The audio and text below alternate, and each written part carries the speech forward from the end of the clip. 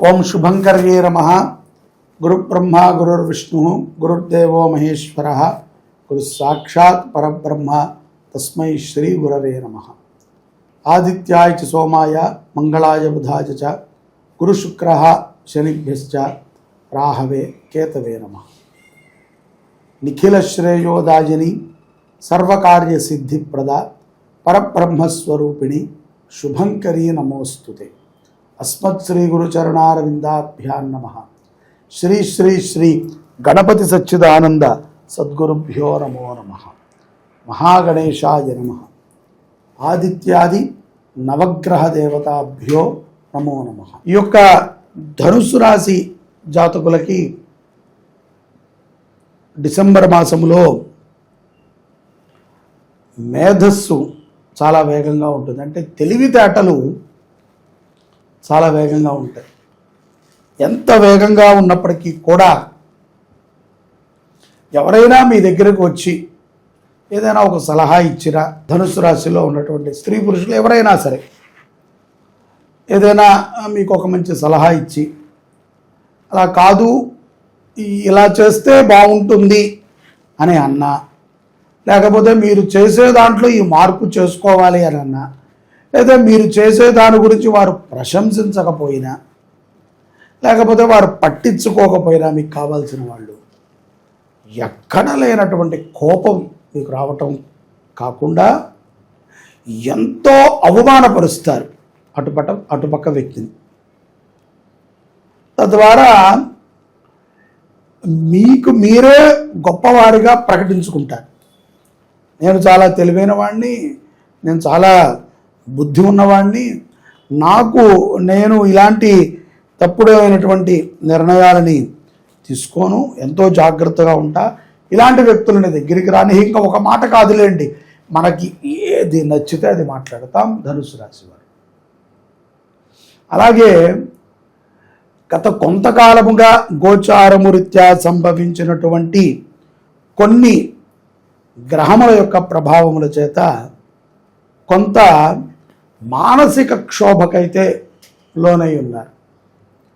అది వ్యక్తిగతమైనటువంటి జీవితము దెబ్బతింది, ఇటు మానసికమైనటువంటి జీవితము దెబ్బతింటోంది. ముఖ్యంగా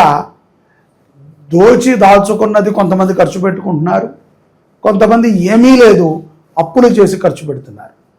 ఎట్లా అయినా సరే ఒక అప్రశాంతత వాతావరణాన్ని ఈ 2025లో ఎక్కువగా పొందినటువంటి రాసులలో మొదటి వరుసలో, ఒక 3 వరుసలు ఉంటాయి కదా, దాంట్లో మొదటి వరుసలో ధనుసు రాశి వారు ఉన్నారనుకోవచ్చు. ఈ సంవత్సరము ఈ డిసెంబర్లో కొన్ని మార్పులను మీరు చూస్తారు. కొంత మీరు పశ్చాత్తాపడటము, జాగ్రత్త పడటము, మాట తీరుని మార్చుకోవటము, ఆవేశాన్ని తగ్గించుకోవటము, ఇటువంటి వాటిని మీరు చూడగలుగుతారు. తద్వారా కొన్ని మార్పులు అయితే చేకూరుతాయి. ద్వితీయార్థములో ఆరోగ్యపరమైనటువంటి సమస్యల యందు చైతన్యముగా ఉంటారు. వైవాహికమైనటువంటి జీవితము కూడా చాలా ఆనందదాయకంగా ఉంటుంది. సంతానము లేనటువంటి వారికి కూడా డిసెంబర్ 15వ తారీఖు తర్వాత నుంచి 31వ తారీఖు మనకి వైకుంఠ ఏకాదశి ఉంది. ఆ యొక్క పర్వదినము లోపు ఒక శుభవార్తలు అయితే వింటారు. ప్రతి వారాంతములో కూడా ఈ శనాది వారాంతాలు అంటారు కదా, అటువంటి రోజున కొంత సర్వసాధారణంగానే ఏదైనా పని లేకపోతే కొంత లేజీగా ఉండేటువంటి ధనుసు రాశి జాతకులు ఈ యొక్క వారాంత విషయముల్లో దూర ప్రయాణాలకు చేసేటువంటి అవకాశములు కూడా ఎక్కువ గోచరిస్తూ ఉన్నాయి. అలాగే వ్యాపారము చేసుకునేటువంటి వారికి కూడా కొంత పోలీసు నోటీసులు రావటము, కొంత ప్రభుత్వపరమైనటువంటి చికాకులు ద్వితీయార్థంలో సంభవిస్తాయి.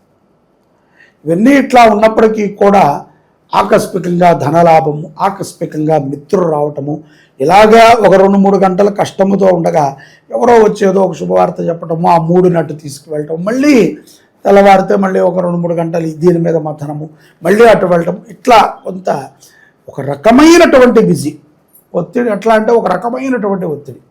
దీనితో పాటుగా భార్య కుటుంబీకులతో కొంత వాగ్వాదము, కొంత వాళ్ళతో కొన్ని మాటలు, కొన్ని అవమానాలు, కొన్ని ఆనందాలు కూడా, ఇవన్నీ కూడా కలమడిగా ఉంటుంది ఈ యొక్క ధనుసు రాశి వారికి డిసెంబర్ మాసం. వీరు ఈ యొక్క మాసంలో ఆదివారము కానీ మంగళవారము కానీ అన్నదానం చేయటం మంచిది. అన్నదానము ఎందుకండి మంచిది అంటే కనుక పూర్వజన్మ పాపములు పోతాయి. ముఖ్యంగా ఒకడికి అన్నం పెట్టేటువంటి ఒక బుద్ధిని మనం కలిగి ఉండాలి. చేసిన వాళ్ళకే మనం ఎక్కడో బాగా వైభోగంగా అన్నదానం జరుగుతోంది, అక్కడ మనము ఏదో ఒక సముద్రంలో నీటి బొట్లాగా అక్కడిద్దాము అని అనుకోకుండా మన దగ్గరలో ఉన్న గుళ్ళోనో లేకపోతే మనకు తెలిసినటువంటి సంస్థల్లోనో అవసరం ఎక్కడుందో అక్కడ అన్నదానం చేయాలి. అది కూడా అపాత్ర దానము ఈ మధ్య చాలామంది చేస్తూ ఉంటారు. తీసుకువెళ్ళిపోయి క్రిస్టియాలిటీలో ఉన్నటువంటి కొన్ని అనాథాశ్రమాలకి అక్కడ చేసేయడం, చేసేసామంటే ఎక్కడ చేస్తే ఏంటి అంటున్నారు. ఎవరైనా ఒక క్రిస్టియన్ వచ్చి తన యొక్క జన్మోత్సవాన్ని దగ్గరలో ఎక్కడ గుళ్ళు లేవని, ఎక్కడ చర్చిలు లేవని ఆ గుళ్ళో చేస్తున్నాడా? ఒక ముస్లిం చేస్తున్నాడా? మన హిందువులకి మాత్రమే ఈ యొక్క దుర్బుద్ధి కలిగింది. అందరము ఒకటే, అందరము ఒకటే, అన్ని జీవరాశులు ఒకటే, అందరము ఒకటే, అన్నీ ఒకటే అని అనుకున్న వాళ్ళతో ఒకటి. అందరూ ఒకటేనండి అని చెప్పి నువ్వు వెళ్ళి అటువంటి భావన లేని వాడిని కలపడానికి ప్రయత్నం చేస్తే వాడు కలవడు కదా, నీలో ఉండేటువంటి భావనని కూడా వాడు చెడగొడతాడు.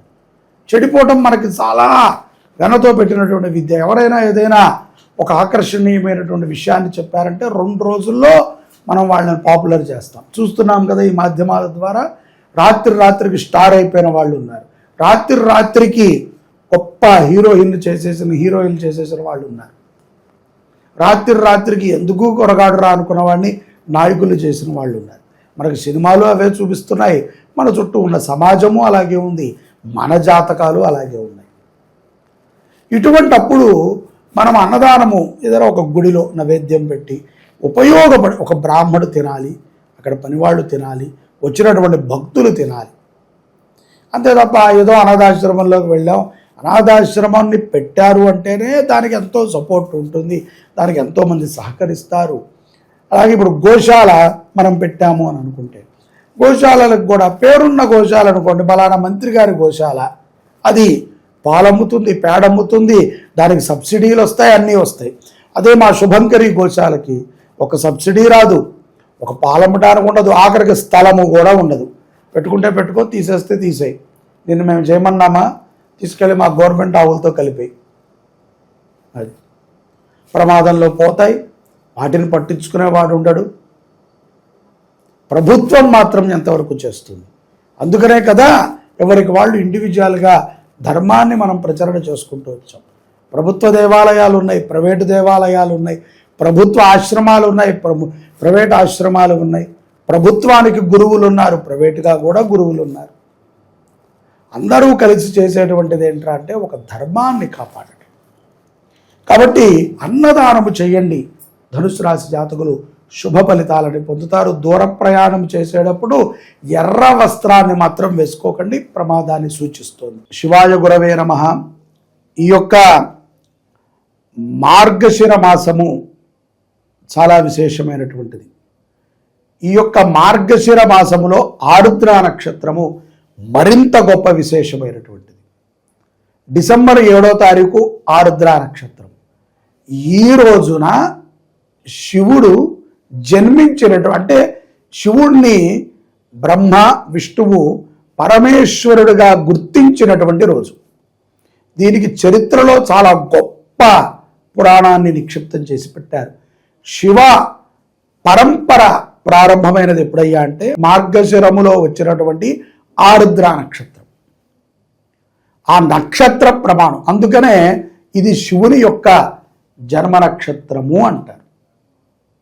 ఇప్పుడు ఒక్క శివరాత్రి మనము జాగారం ఉండి శివనామస్మరణ చేస్తేనే 1,000,000 జన్మ కృతం పాపం అంటున్నాం. అలాంటిది మార్గశిర మాసములో ఆరుద్ర నక్షత్రము రోజున శివ దర్శనము చేసిన, శివస్మరణ చేసిన, శివుడికి అర్చన చేసిన, శివాభిషేకాన్ని చూసిన, శివుని యొక్క నామాన్ని విన్నా మనకి పునః భూలోకం మీదకి వచ్చే అవకాశం లేదు. ఎందుకంటే అంత గొప్ప పుణ్యం. మార్గశిర మాసములో ఆరుద్ర నక్షత్రానికి అంత పుణ్యం. అటువంటిది శ్రీ శుభంకరి దేవస్థానంలో డిసెంబర్ 7వ తారీఖున స్వామివారికి ఉదయం ఏకాదశ రుద్రాభిషేకాన్ని చేస్తున్నాం మహాన్యాసపూర్వకంగా. దానితో పాటుగా నందీశ్వరుడికి కూడా చేస్తాం. దానితో పాటుగా స్వామివారికి విశేషమైనటువంటి అన్నార్చన కార్యక్రమాన్ని 7వ తారీఖు చేస్తున్నాం. మార్గశిర ఆరుద్ర నక్షత్రము డిసెంబర్ 7వ తారీఖు అన్నార్చన, ఏకాదశ రుద్రాభిషేకము, మృత్యుంజయ సహిత రుద్ర హోమాన్ని మన దేవాలయంలో మనం చేసుకుంటున్నాం. ప్రతి ఒక్కరూ మీ దేవాలయాల్లో కుదిరితే చేయండి, లేకపోతే ఇక్కడ మీ గోత్రనామాలు నమోదు చేసుకోండి. 516 516 రూపాయలు కడితే ఇంత కార్యక్రమం మన పేరు మీద జరుగుతుంది.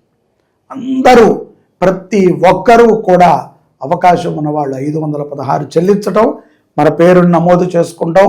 మన యొక్క శుభంకరి ఫేస్బుక్లో లైవ్ పెడతారు, మన భక్తి సమాచారం వాళ్ళు కూడా లైవ్ ఇస్తారు. అందరూ ఆ రోజు శివదర్శనం చేయాల్సిందే, ఆ రోజు శివదర్శనం చూడాల్సిందే.